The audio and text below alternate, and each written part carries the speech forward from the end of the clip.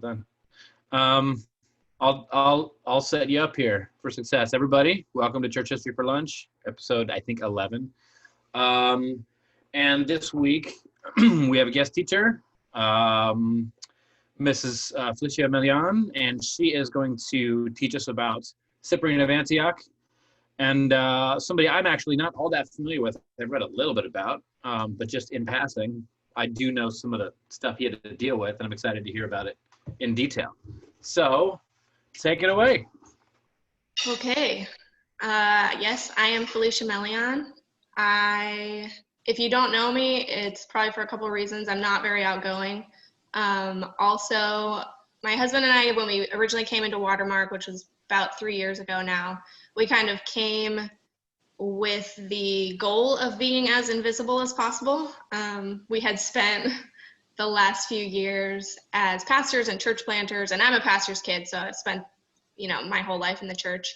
And so we were looking for a place to kind of spiritually detox and just have like intellectual space to wrestle through stuff, deconstruction, and physical space, to not have to be on all the time, put on the happy face, even be on time to church, that sort of stuff. So we found that place in Watermark, and very, very grateful to all of you who gave us that time and space. It meant a ton to us. And of course now this is our home, so we're very happy. If you do know me though, it's probably through coffee. So I've worked at a couple coffee shops around town. So probably I look familiar because you sat at the bar somewhere and got an espresso or cold brew or whatever it is that you drink. And that's how I got connected with Ryan and Pau, and they are on the screen as well. Hello. They're my house church leaders. Also coffee people. Watermark is filled with coffee people. So if you need connections, just ask. Like, we've got a lot of coffee roasters and experts here. So yeah, the question is, why am I here teaching this? I guess I could just say, like, the last few months, as we all have experienced, the world has been a crazy place. And a lot of things started shifting in me from that perspective of I need to be invisible, I need to be behind the scenes, to just kind of like a propelling into action where I felt like I had a voice, might not be a loud voice, might not be, a big voice, but I have a lot of relationships in the evangelical context, and I just felt like I needed to speak out on some things, to kind of challenge and push back on just ideas that are standing in the way of the pursuit of justice among evangelicals. And so I started this little series on Facebook just to kind of do that, like push back against some of those ideas. And I've been writing for a few months now. And one of the things I was thinking of writing was about how some Christians in America talk about being persecuted or talk about, religious liberties being infringed upon and that sort of thing. So I was looking into the history of the early church and kind of just like, okay, so you think you're persecuted. How did these people's lives look? How did they respond to actual persecution in their context? And how can we learn from that? And that's how I sort of encountered Cyprian. He just kind of kept coming up over and over. He has this life that is in the midst of several different types of crisis. So I just found him really interesting. And so I hope that you also find him interesting and relevant. And I hope we can have some good discussion at the end. If you have questions or comments or aha moments or pushbacks or anything along the way, throw those things in the chat as we go along so we can kind of come back to them, because I'm going to speed through a lot of information. Just as a setup, so we're going to kind of go in 3 movements. The first one is his conversion process. The second one is how he lived in very politically complex times. There was a persecution that broke out. And then 3 is a plague, which was for their world like a pandemic. So we should be able to relate on a number of levels, hopefully. So yeah, here we go. Let me see if I can screen share and all that jazz. screen share.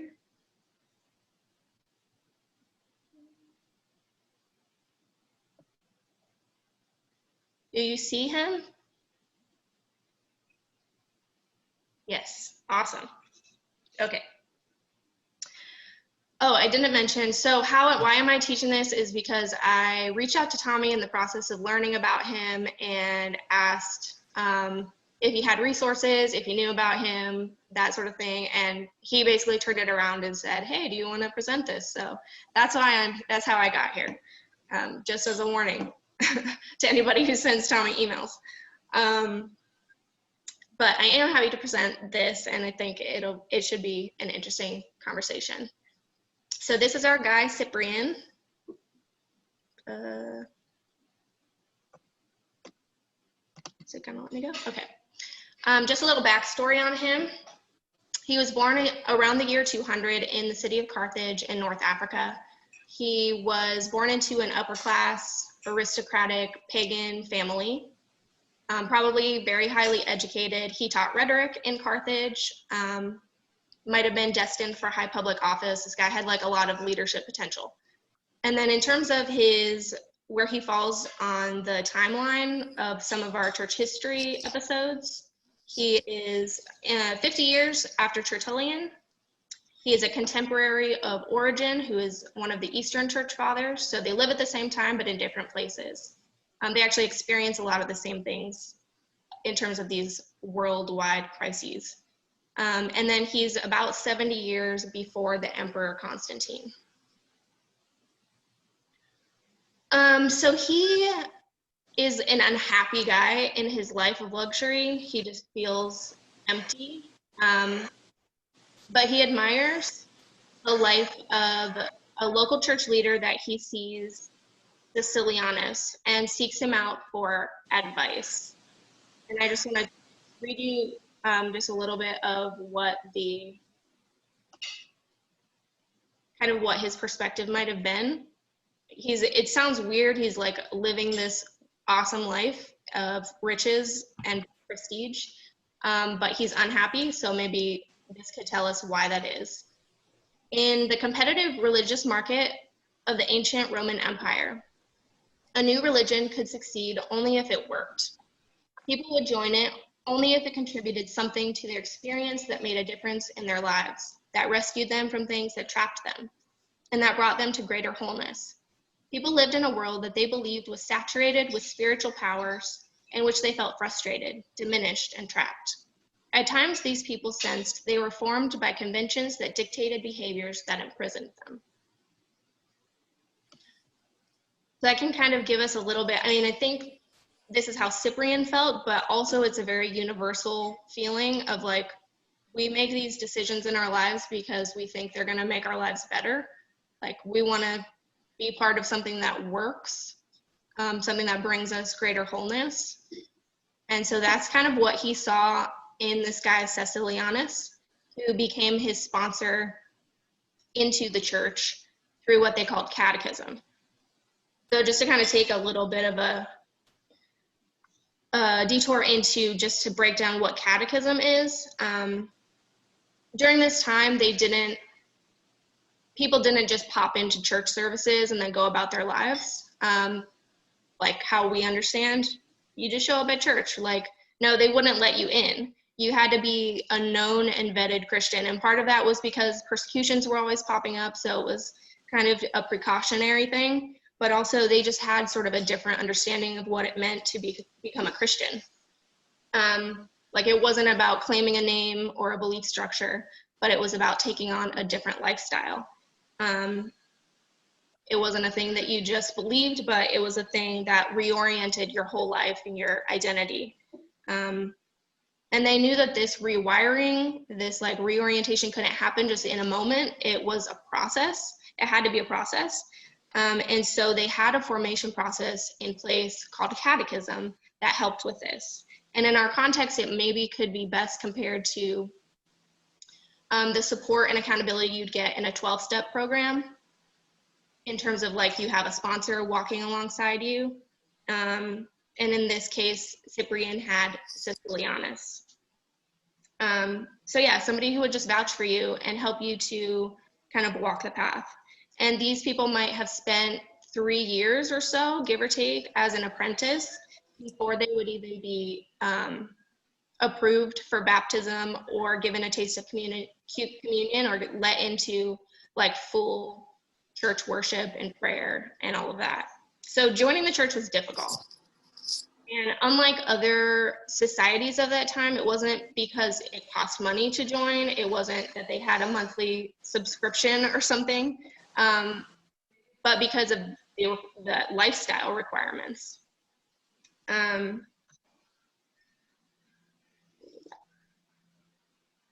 read in preparation for this book called The Patient Ferment of the Early Church, which is really a good book. And I like this quote that talks about this. As Cyprian observed the community's habitus and learned the Christian's reflexes and habits, he experienced inner turbulence. He did not struggle to believe what the Christians believed. Rather, he struggled to live in keeping with the Christian's habitus, and habitus being the reflexive bodily behavior of the Christians. So Cyprian, with his sponsor, starts his journey into catechism, and he is despairing at like whether he can actually be changed into this new lifestyle. Like he still keeps falling back on going to these elaborate feasts and wearing the fancy clothes and whatever it is that rich people struggle with. He has all this privilege and influence, and he doesn't know if he can give those things up, but he knows that the Christian life requires him to make this journey away from those things.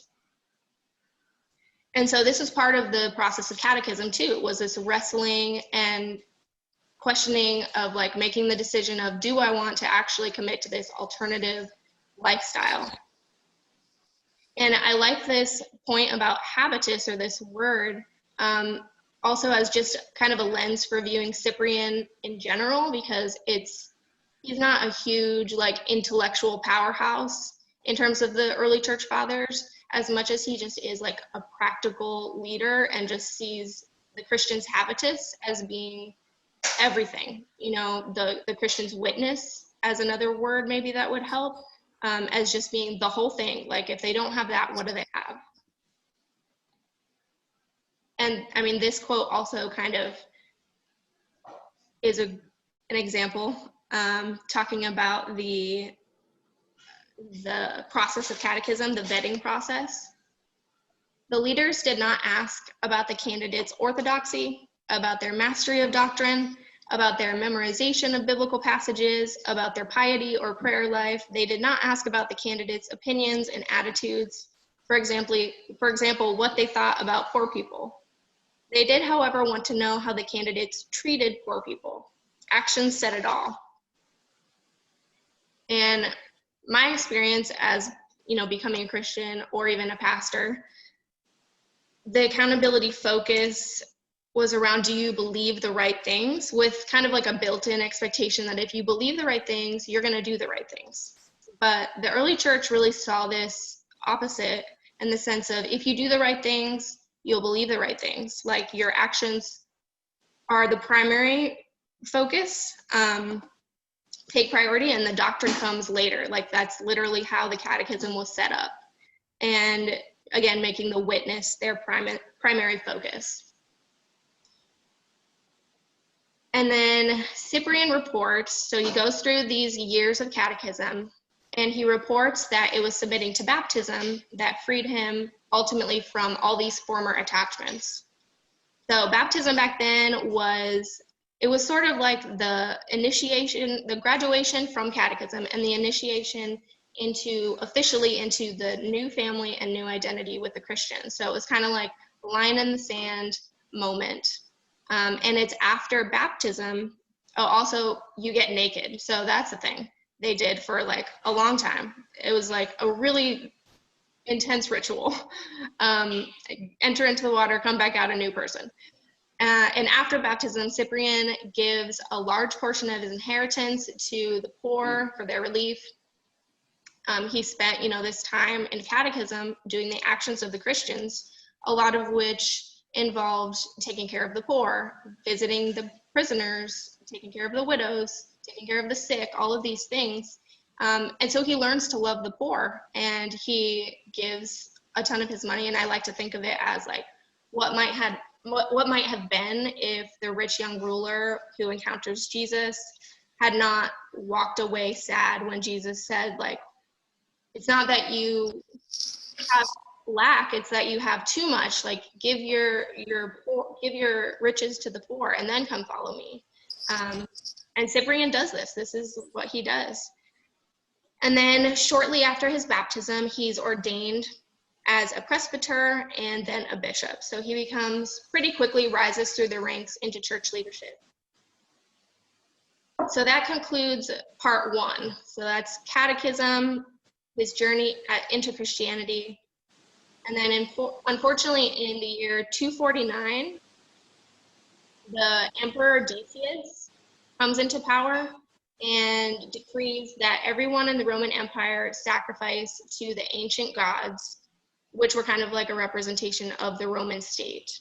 So all the people were expected to present proof that they did this by certificate, and anyone who refused could be arrested, have their possessions seized, be tortured, or even killed. And the Christians, especially though not exclusively, refused to pledge their allegiance to Rome, and consequently, the first empire-wide persecution broke out against the church. So Rome was tolerant in general of religious beliefs. They didn't demand like loyalty to one God, but they did demand loyalty to the state. And sacrifice to these ancient Roman gods, especially for Decius, is kind of his mindset, was seen as a symbolic act for the well-being of the whole empire. Just like something everybody should be able to rally behind. Unifying of the empire, he saw it as making Rome great again, if you will. Like, it was kind of restoring Rome to its former glory. But the Christians saw this as idolatry. They declared one Lord, Jesus. They saw themselves as part of an alternative kingdom altogether. So they would not pledge allegiance to the nation, to the emperor. They didn't feel that they could serve two masters. But of course, the leaders of the nation didn't see it the same way. They just saw it as like a politically defiant disruption to kind of like the established order, sowing seeds of disunity in the empire, instability. It was treasonous. Ironically, some of the Christians were seen as irreverent atheists because they would not worship all of these gods. And so the main thing was like the leaders of the nation kind of just wanted to make apostates of these Christians. And when the Christians would not change, would not bow down and, so to speak, they were then killed, including a lot of like the church leaders, the Pope of the time in Rome, several of the bishops. But in Cyprian's case, he was warned ahead of time, and so he fled the city, kind of went into hiding, and wrote to the church during the rest of the persecution, which was like super complicated for the church. Meanwhile, the Christians, in the city of Carthage are dealing with this, trying to figure out what they're supposed to do. And they kind of break into these two camps. There's the confessors, the people who refused to, submit to the edict, who end up suffering for it. And then there are these people who somehow produce false documentation to prove or to appear that they did it when they really don't. Usually, it seemed from what I read, these were the people who had money to bribe or pay off, whoever was the soldier or whatever who was kind of checking up on these things. Sometimes people lapsed because they were arrested and tortured, and they just did it because, you're being tortured.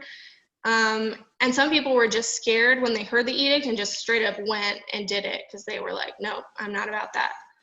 And so as Cyprian, after the persecution ends, it lasts like 18 months. And after it ends, there's this question of like, how do we come back together? How does the church come back together? The confessors who maybe lost family members or they were tortured, and then the people who just produced false documentation to get out of it or, just sacrificed. What do we do now? Like, who's the true Christian and what does this mean for us? And who has the authority to determine who is allowed back in the church, kind of thing. So Cyprian comes back to this mess, and he sees actually that the confessors are really being very lenient and forgiving to the people who lapsed, which is kind of ironic. And he's like, we need to put more process in place for this so we can figure out just like who should be readmitted and why. Just kind of like a regulated process. And what he determines, or what he proposes, I guess, he says basically the people who purchased the fraudulent certificates, if they're repentant, should be readmitted. Those who sacrificed should only be readmitted on their deathbeds as kind of like you're good, but like we're not letting you back in. Or if a persecution happened again and they could prove themselves, like those people, the people who sacrificed would be let in only on those conditions. And then if they were, sacrificed and were not repentant, then they just were not let back in. And so, I don't know, this is kind of just a crazy time in the church, but I think we don't have these same categories, but we also have a church that's very divided. And I wonder what Cyprian would think of how many thousand times over we've divided from each other. He actually wrote his main work that is, I think, probably read today, is the unity of the church, something like that. Because he was very focused on this question of like, how do we unify? How do we become one church again? How do we keep living out what we've been called to? Okay.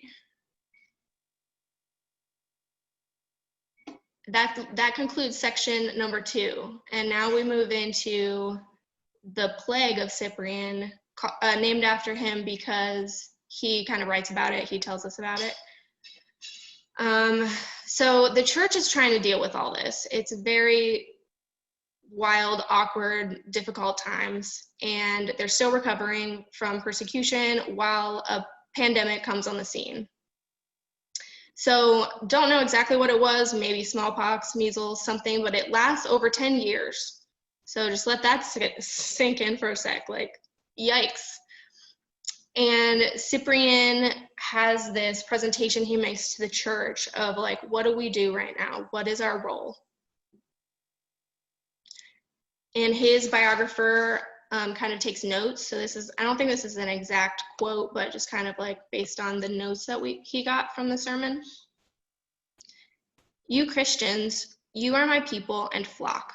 You know the mercy of God, and you demonstrate this by providing visits, bread, and water for other believers who are suffering. I praise God for your faithfulness. Now I am calling you to broaden your view, to exercise a divine-like clemency by loving your pagan neighbors. Visit them too.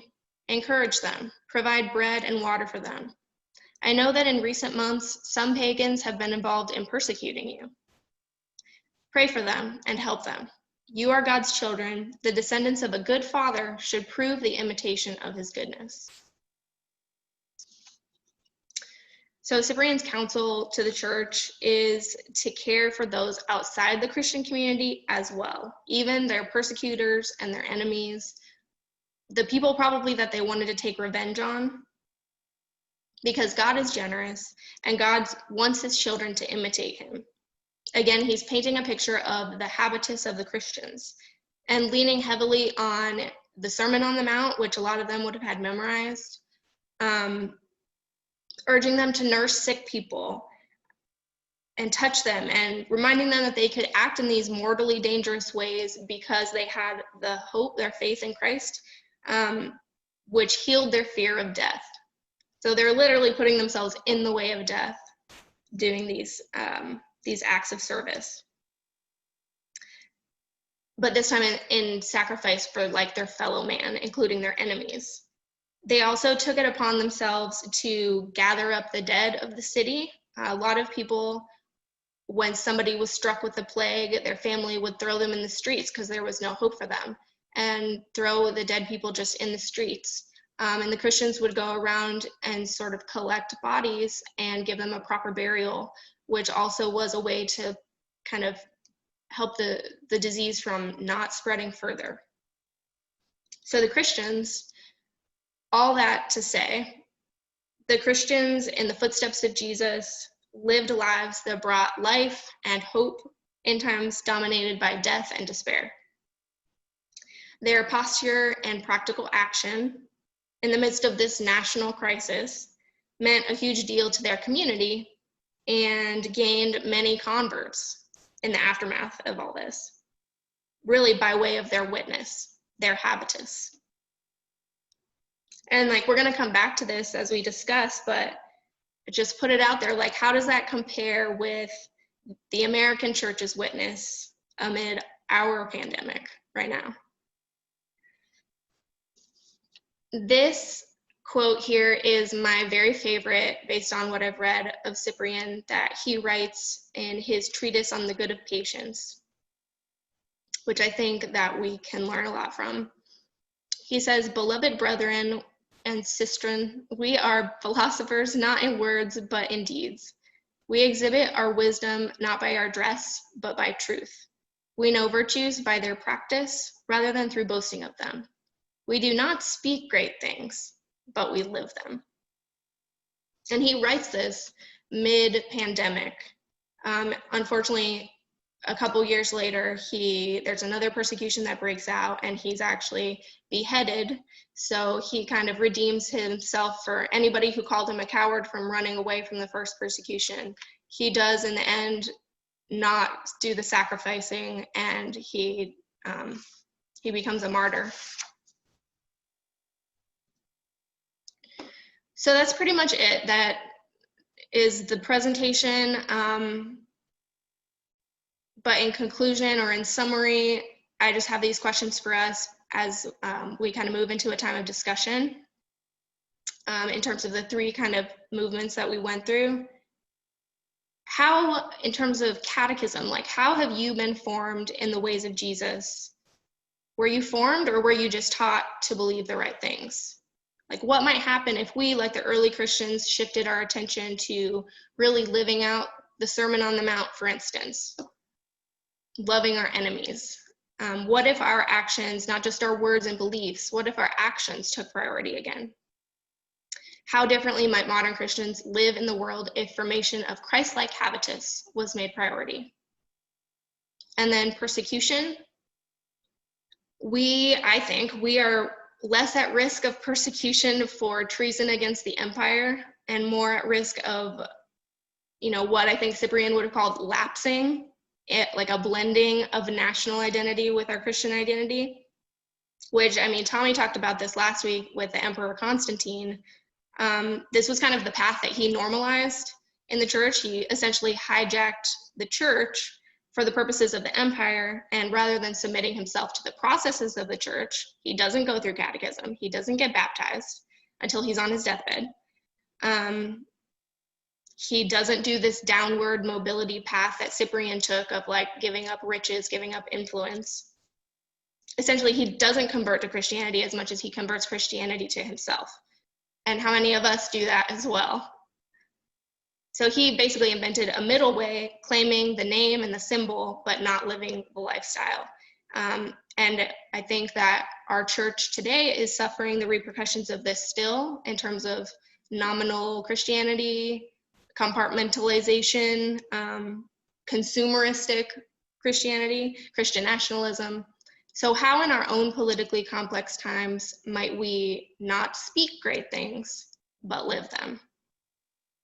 And then in terms of pandemic, how do our actions in this crisis imitate God?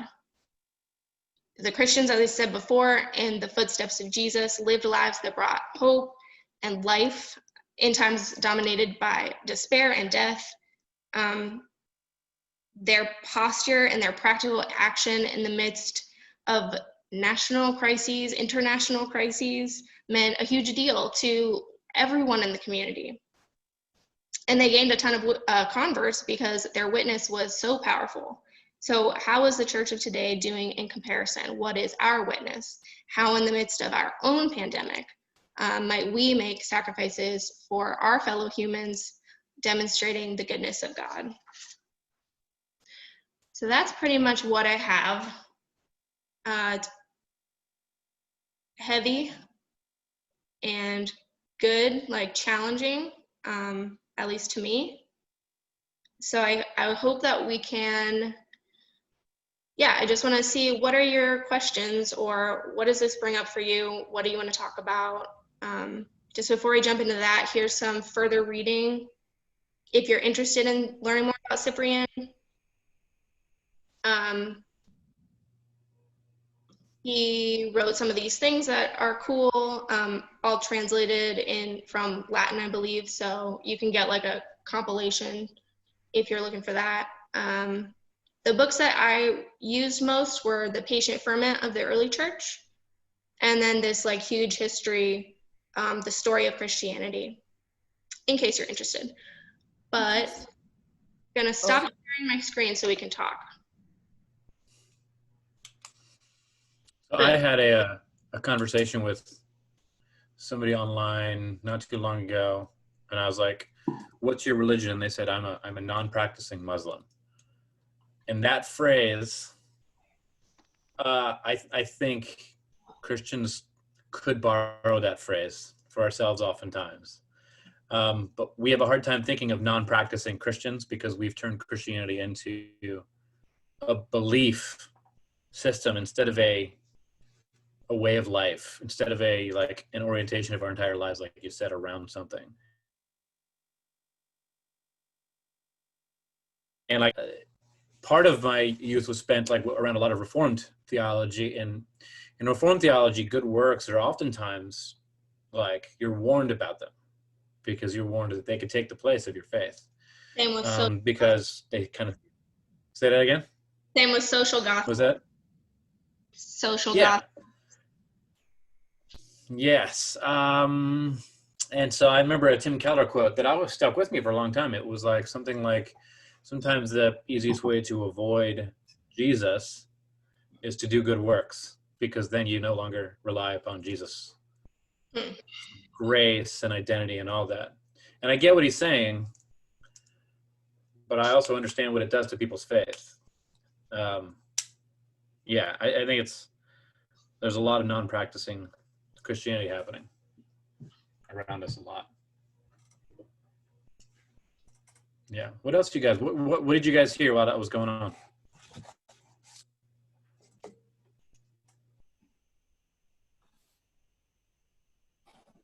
I mean, I just think this whole prosecution thing gets thrown around so much, and nowadays, and it bothers me because I don't think it's accurate. I think it's actually the opposite. But I think there's a lot of people that just sort of feed each other that idea. But I don't think it's true. I think what Felicia presented, that's real.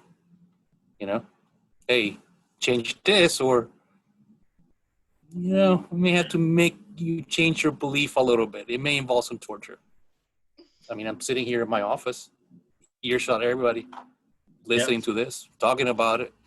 A guy next to me I know has a Bible, but not the only one. Doesn't feel very persecuted to me. Yeah. There are people being persecuted out there, just not here.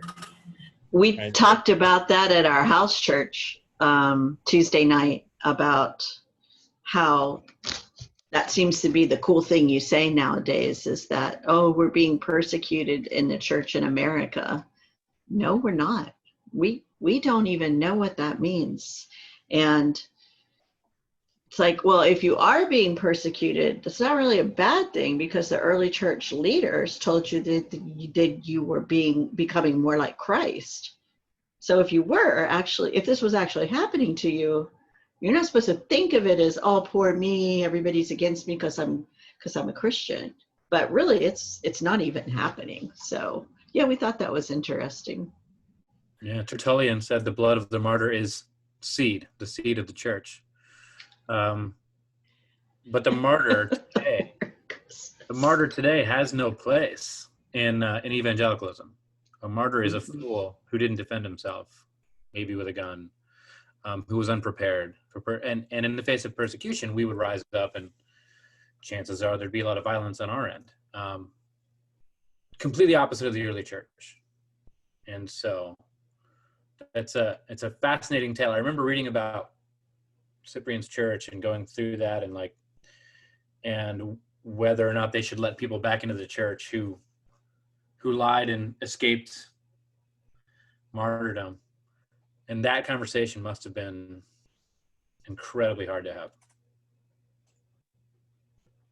I mean, I know what would happen if it happened nowadays. We would, that would be a simple answer. No, absolutely not. I mean, shoot, you don't come from the right, background, and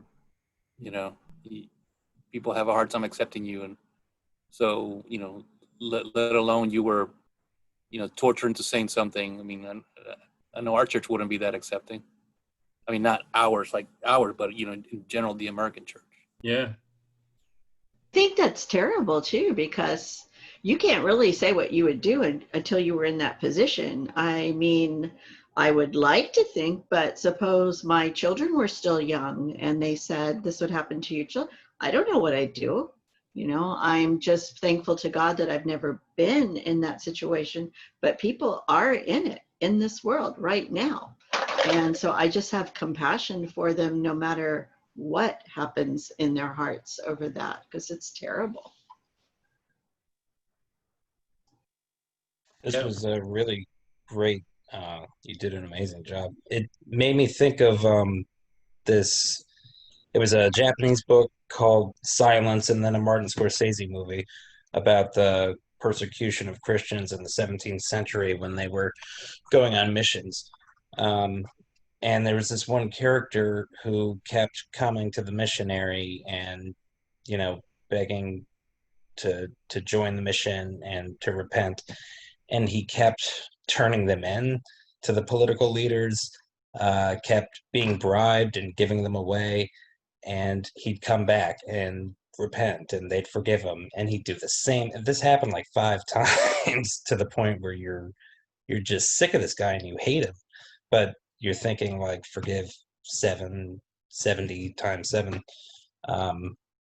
And it made me wonder, listening to this, like,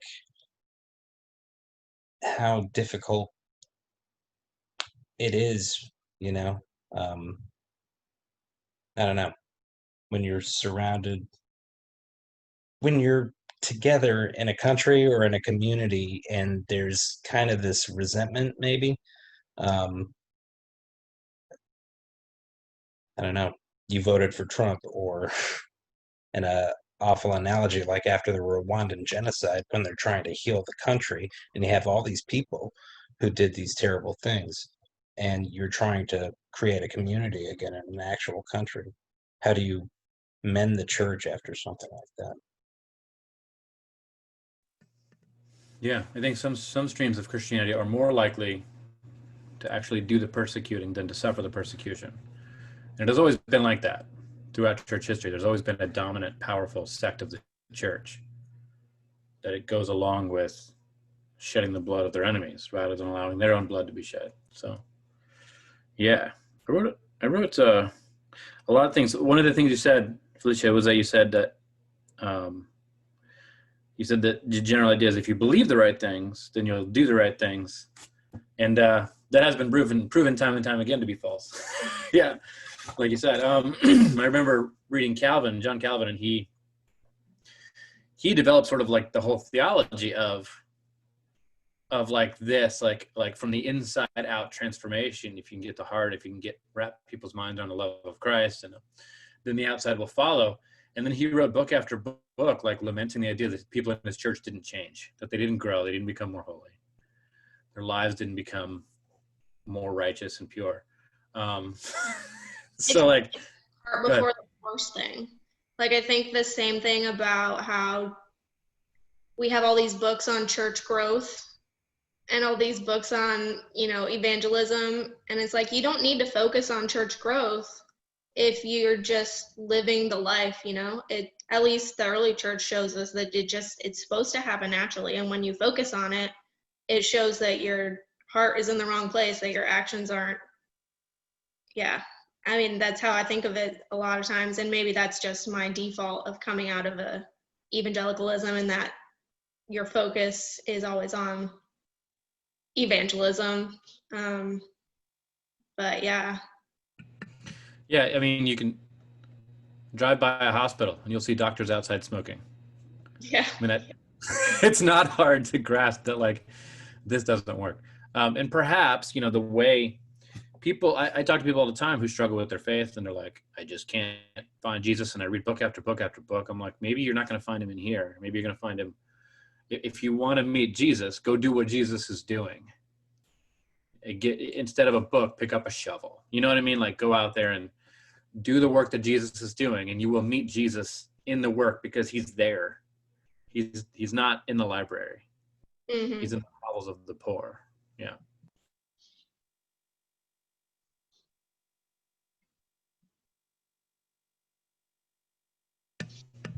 Any other thoughts? Anybody hear anything new? I was just going to say, as far as what we were talking about a minute ago, about some I don't want to say denominations, but some in the church might actually be the ones that are persecuting. This happened a while ago, but it always stuck in my memory. I don't know. We were talking about something, and there was a minister there, and he said, as far as someone not being saved before they die, it would have been better if they'd never been born. He said, I remember those words, and I started thinking, what are you talking about? Wow. And then the natural line to that would be, I think the Inquisition was one where, and I just kept thinking about that. And I kept thinking about all the people in the world that have done wonderful things, and they're not Christian. Like, they've invented medical procedures, or they've done this, or they've done that. You only put value on a person's life when they become Christian. And I just think that is right on the edge of going into like a militant evangelicalism. It was very weird. But yes, then I can see how that could happen, where aspects of the church could become the persecutors. Yeah, when you make Christianity about escaping and everyone going to heaven when they die, when that becomes the center of Christianity, which is not what the apostles made the center of Christianity.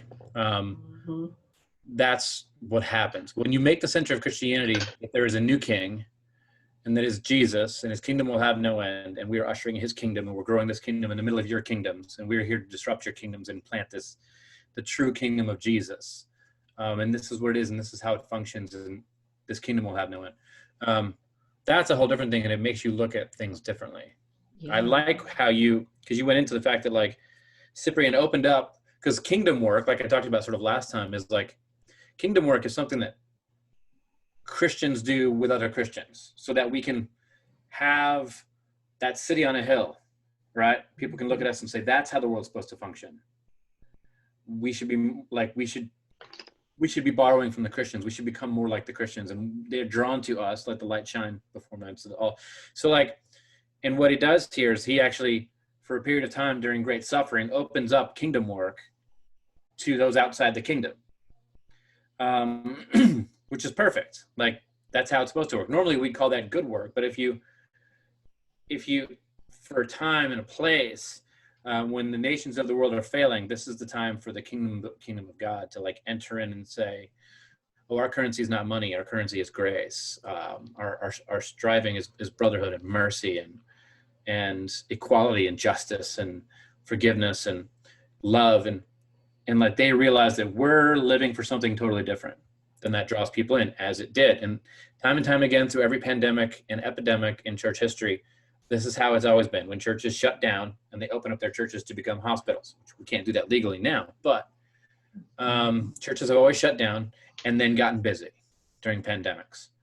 And it's always benefited us. But I wonder if this time we're going to see something different. And we'll see. Yeah, we were talking about in our house church how when Christianity becomes hijacked by the empire, you know, it's a totally different situation. Yeah, it serves the empire Right. instead I of can't serving even- Jesus. I can't even tell if we got hijacked by the empire or if we hijacked the empire. Right, good point. I'm not sure which way around it is. I mean, Constantine hijacked Christianity for sure. And it's been this weird thing ever since. I think God is changing something though right now. I think something's happening where, as you could say, the leaven is in the dough and it's spreading. And I hear more and more every time I get online. I see more and more kingdom talk. And maybe it's the Facebook algorithms doing it.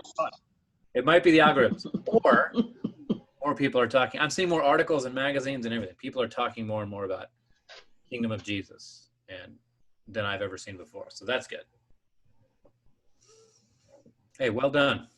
I liked that. Thanks for joining, everybody. Yeah. Awesome. Yeah, thanks for doing it. You did excellent. Are you able to send the PowerPoint or the PDF or any notes, anything like that, Sure. by chance, an outline? Yeah. Awesome. Yeah, do you There's a wanna, question is how? yeah, Can I just, email you? yeah, sure. Okay. Just my name at gmail.com. If you want, I can shoot you back my PowerPoint. Yeah. I have to go. I have my hospice. Felicia call. Melian at Gmail. Felicia Melian. So all right. I will. Yeah, I'll shoot you an email here shortly. Thank you. Awesome. Thank you. It was really, really interesting. Definitely cool to hear that church has been through this before and all that stuff. Yeah. I know. So I'm not sure how many more episodes of Church History for Lunch we're going to do this year. I might keep it going, but I have a lot of work starting up on Monday, some master's program stuff that I have working on. So we might do some one-offs here and there, but it's going to be less regular. So, but we'll make it happen. Thanks everybody for coming out. Tommy, this is the first one I've been able to attend. Are other ones posted online? There are 10 Well, other by chance. episodes on YouTube. Yeah. Okay, perfect. All right, I'll go take a look. Cool. Thank you. Yeah. Thank you very much, Felicia. It was awesome. Of course. My pleasure. I'm going to stop recording now. All right. And